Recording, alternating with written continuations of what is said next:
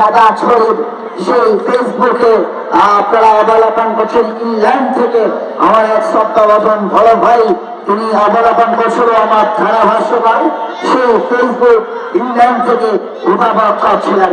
তিনি বলেছিলেন সেই খেলাটি কোথায় চলছে ফারুক ভাই। তিনি অবশ্য ময়মনসিংহের ছেলে, সে আজ থেকে প্রায় 16-17 বছর আগে ওই ইংল্যান্ডে বসবাস করছে।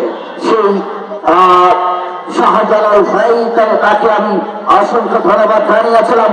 আমি অবাক হয়েছি যে হঠাৎ করে সে তার ইমেতে আমাকে লক দেয় এবং মেসেঞ্জারে আমাকে লক দেয় এবং সেই মেসেঞ্জারে আমাকে সাথে কথা বলছিল।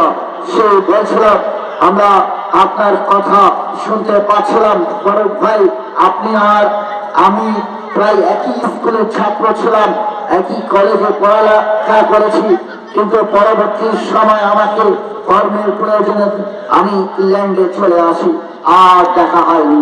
সেই আমি যখন আপনার ছবি দেখতে পেয়েছি আমার অদূর চোখে টানিয়ে এসেছে যে ফারুক ভাই আজও সেই ধারাভাষ্যকার হিসাবে রয়ে আছে এবং সেই কণ্ঠ তখন মনে হয়েছিল যে আবার আপনার কাছে ছুটে যাই।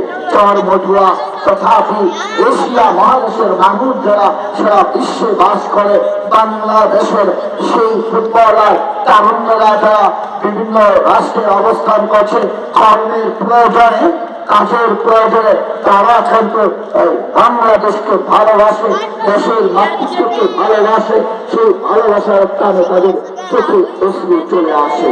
দর্শক এই যখন দেখলাম আপনাদেরকে কথা